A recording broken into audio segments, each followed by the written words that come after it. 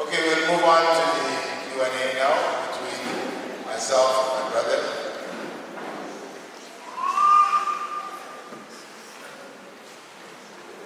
It says, the question says, Assalamu alaikum.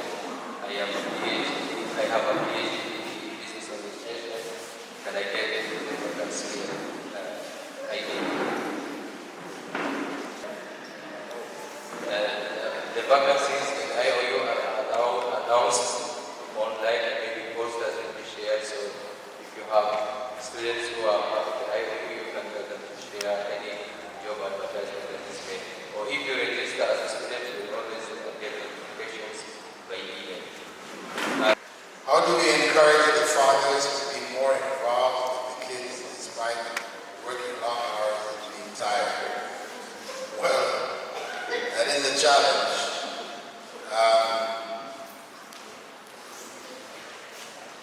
We have an ideal. We have an ideal where the husband is sharing with the wife, virtually 50-50, looking after the children, etc. In many cases, in many homes, this isn't possible.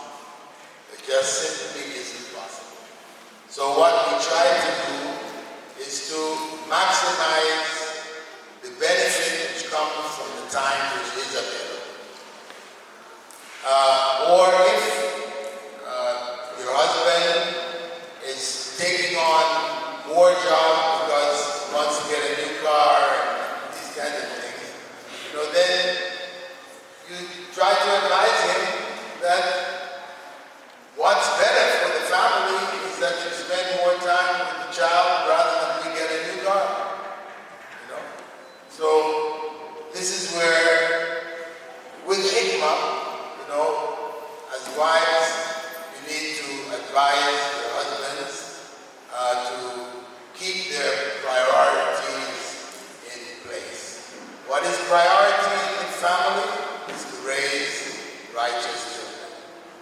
That requires righteous time. So what you can do also is to build relationships with other families where they have things balanced, so that your husband might see somebody else who could be working as he is working, but chooses not to work in that way in order to give more time to the family.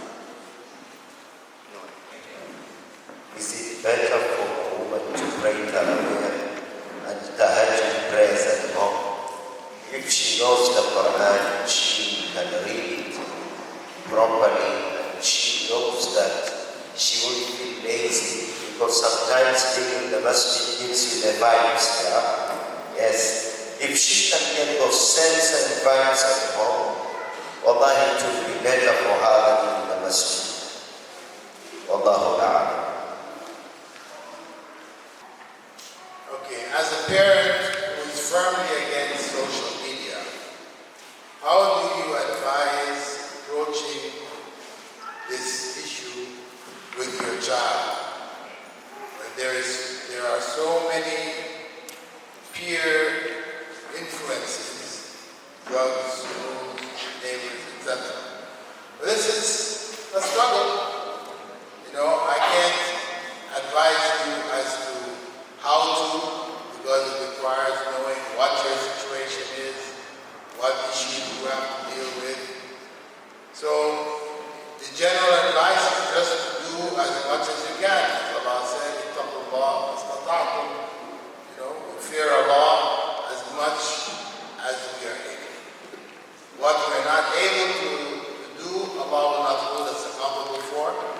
And what we are able to do, He will reward us. But for the specific issue of peer influences, then this has to do with their circle of friends. You as a parent should monitor the circle of friends that your children have, know who they're playing with, who they're communicating with as much as possible. And in that way, be on top of what is happening to them.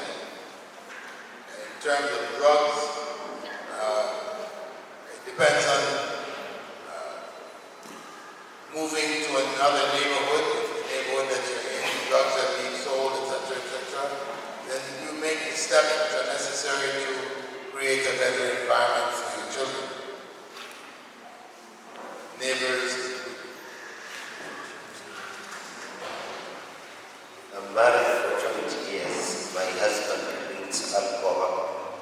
I have 5 kids. He doesn't fast or pray. As a wife, I always do my ibadah. What should I do?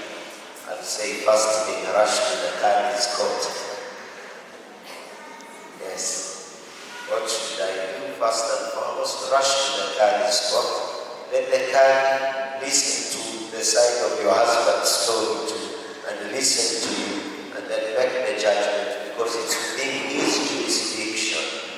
But if it's proven beyond reasonable doubt that it is as it is what it is here, taking alcohol and not praying and doesn't fast, then that stands a ground for fiscal nikah, for the marriage to be rendered null and void.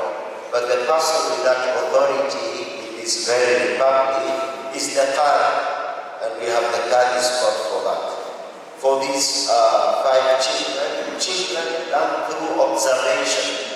They look at people around them in the environment, and how people behave is how they will behave. And I do believe that the Qadis in Kenya are well instructed on what to do in support of these children.